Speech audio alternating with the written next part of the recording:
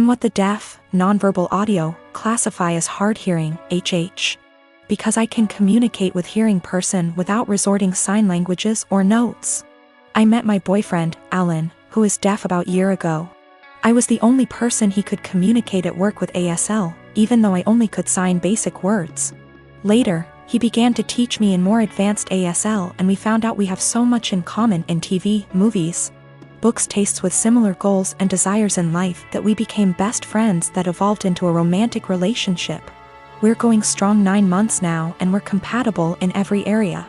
It's the best and healthiest relationship I ever had, and I'm always excited and giddy to see him at work or when we wake up together. He feels the same, and we're talking moving each other as soon his lease is up in 3 months from now. 2 months ago, we decided to meet each other parents, which all are hearing. He's their only deaf son. Alan met mine, and it went fabulous. Then we met his parents, Irma and Paul.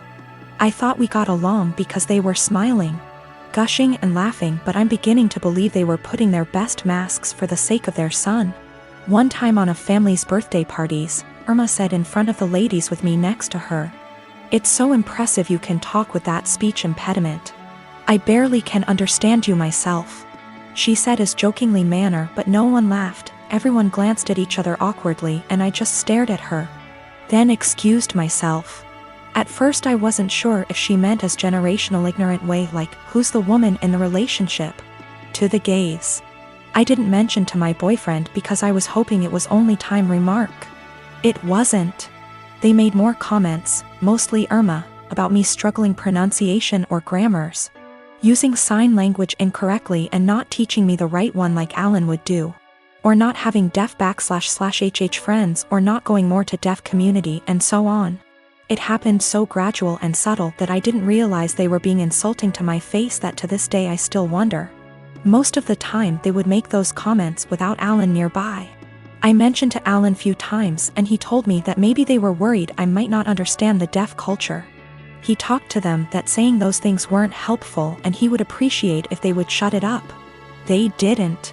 Few weeks ago at barbecue party, Irma and Paul sort of insinuated about my parent for not giving best tool for me, saying it was a shame that my parent didn't put me in deaf school or letting me to get cochlea implant or letting me to study abroad in non-deaf university program.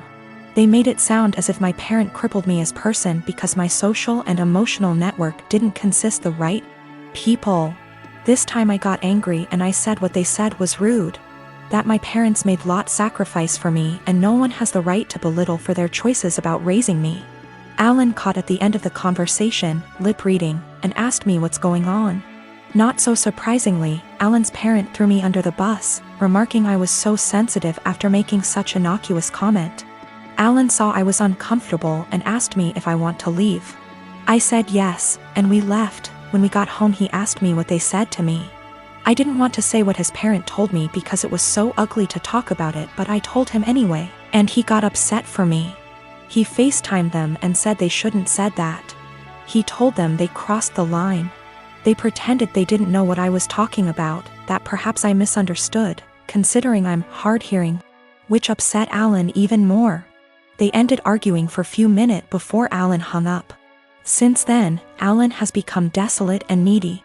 He apologized to me hundreds of times for not believing me what I said before.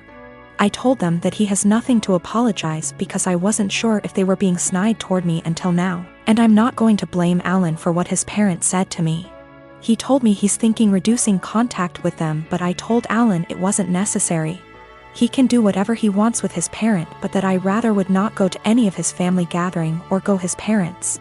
He assured he would never force me or put me in that situation ever again. We're closer together than we were, but he's still sad and he no longer goes to his family gatherings or his parents. I find him staring at nothing in particular for long minutes, and his eyes, which used to sparkle, are now dim. I want to cheer him up, but I'm not so sure how to in first place. I just don't know what to do, and I don't understand why his parents are so rude toward me because I'm not completely deaf considering they aren't one. About 5 years ago, my now estranged daughter, Edie, cheated on her boyfriend, Brad, and got together with a guy, Ken. He quickly started isolating her from family and my husband and I from her kids. Brad had moved back to his home state devastated after the breakup. I discussed red flags her. I let her know we are here for her and concerned. Her and Ken suddenly took off and moved to another state. For 5 months, my husband I worried about her and the kids as we had n//c at all with them. One day CPS showed up at our door with the oldest child. He was obviously injured from abuse that was reported by the school. We had no idea they had moved back to the area. We agreed to take them in. The next 20 months were traumatic, complicated, emotional, and difficult for everyone. Through it we re-established a relationship with the older child's dad, Dan. Daughter failed to comply with her plan and remained with Ken. Dan worked hard to get custody of his child and he gave ED scheduled weekly phone calls. She called oldest child 2x nothing since. We agreed to permanent custody of youngest. In the process, I put aside the hurt ED caused and agreed to scheduled weekly phone calls and supervised visits in person when schedules allowed. Legally, any or no contact is at my sole discretion. Ken was not allowed to interfere / attend. ED quit calling / scheduling visits after 3 months. I reset the call schedule to 1 XEA mon.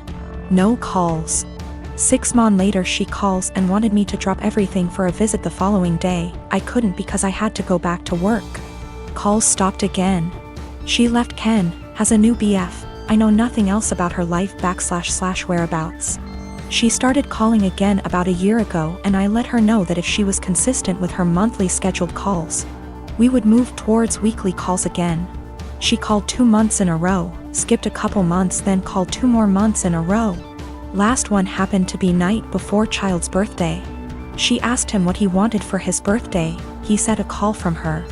The next day, as he blew out candles he said, "My mom is gonna call now." He had the biggest smile on his face. Call never came. He refused my offer to call her. We survived an emotional meltdown. Next month, no call, just a text after with a lame timing excuse as to why and sorry about the birthday call, she didn't feel well. Following month, I get a text that ED feels ill again, won't be calling. I am beyond frustrated at this point. I have looked past her refusal to rebuild a relationship with us, but when it comes to the kids my heart aches for them. Hey race where I might be the I responded, parents do not get sick time. We all had COVID recently, including me, and I still took care of the children. If you do not have any time for him once a month, I don't want my time wasted with your excuses. Of course, calls stopped again. My mom and my mother-in-law threw me a surprise baby shower on Sunday and invited all of my family, and most of my friends who are in my hometown. It was great. I don't usually get to see everyone when I visit, so it was really nice to have them all there. My sister is also pregnant. She is 34 weeks and I am 36 weeks. My mom and I have been planning her baby shower with her that will be 2 weeks from now. At the shower, everyone kept complimenting me on how tiny I am and how good I look, and I could see my sister was getting really jealous. It was really upsetting her, so I tried to change the topic, but after the first little bit she retreated to a table in the corner, with her friend looking incredibly angry. I tried to ignore it and we started playing shower games. Later, her friend asked if any of us knew where she was since she hadn't seen her in a while. Everyone was extremely worried because she wasn't answering her phone and we thought she could have gone into labor or fallen or something terrible. The shower was in a party room at an arena, so it's a huge building, and everyone there, 70 of us, began searching the entire place up and down looking for her. Many people got into their cars to drive around the area and the different routes to the hospital to see if they saw her car. We also called her husband to see if he had heard from her, and he left work to help look. My other sister found her sulking inside a Timmy's. She refused to come back to the shower because she was upset that she wasn't getting any attention and everyone was fawning over me.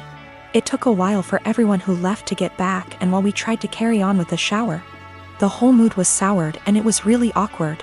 I'm so upset with her now.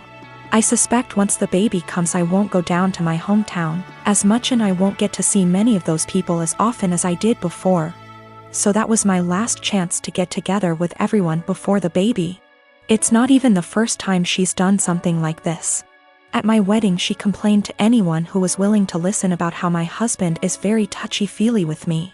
And now whenever he touches me in any way in front of her she'll grumble and roll her eyes like she is upset that he is attracted to me. Or something. He dropped me off at the shower, and when we were talking to friends he was standing behind me holding my belly, and she said, "That's disgusting," and made a gagging noise. She also won't show up to something unless someone has called her to ask where she is and tell her we're waiting for her. It's a little game that she likes to play. I don't know what her problem is, but I'm so sick of it. She hasn't spoken to me since the incident and won't return my calls or texts, but I think she owes me an apology. If she can't apologize, I don't think I want to continue to plan and pay for her baby shower. Is that fair? My mom and my aunt think I just need to try to move past it because that's just how she is. My husband feels differently, and he thinks I should stop doing anything for her because she continuously disrespects us and our marriage. I am a 27-year-old female, used to be an escort from 18 until I was 23. I'm not proud of it, but I did what I had to do to keep studying and a roof over my head. That's how I met my now fiancé, though he was never my client. We began to date when I was 25, and 3 or 4 months after that his brother-in-law exposed me. No idea how he found out, because there's no way my fiancé knew, and thus we had to come clean in front of his whole family. Yes, I did that. Yes, he knows. Yes, he doesn't care. It was 2 years ago. At that time, we got over it. After that there was a span of 3 to 4 months in where my mother-in-law and some of my fiancé's aunts and cousin police their husband when I was around. It was really weird tbh, because this dudes were like 40 to 60 years old and I wasn't that desperate. So my fiancé shut their bullshit hard, and even when his family still gives me the side eye from time to time, we thought it was behind us. He proposed last year, and 5 months ago we found out that I was pregnant. We were really happy about it, and we told his family as soon as we knew. His sisters and young brother were happy for us. But his mom took me aside and begged me to be honest with her and asked if this was really my fiancé's child. I was taken aback, but I just rolled my eyes and said yes. She gave me some shitty speech about how she only wanted to make sure, and that she was happy to be a grandmother.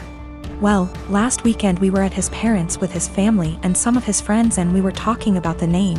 How he might look, small talk. We will love him regardless, but there's always some, "Oh, I hope he gets your nose." "MH, I like your eyes. I hope he gets them." Comments, and my father-in-law said that he and his children have a birthmark in the inner tight, and that even his grandchildren, one of my SIL's kids, got them, so our baby might too. And then he said, "But how can we know from who he got it? It may as well be from me, my boy, or my brothers," and he and his brothers began to laugh. My fiancé got mad, and before he could say anything I said, "I don't get it," and my father-in-law was, "Yeah, because it runs in the family," and I said again, "I don't get it. Why would he get it from you?" And he began to get nervous and said, "Because you know, it's just a joke OP," and I said, "But I don't get it," and you all laughed. Explain. It got to the point that some of his friends said, "Hey, it's not funny," so he excused himself and left. Later my fiancé's brother-in-law came to me and said that I was wrong for embarrassing him like that in his own house, and that I knew what the joke was about and of my past. I shouldn't be surprised. Now they're all demanding that I apologize to my FIL.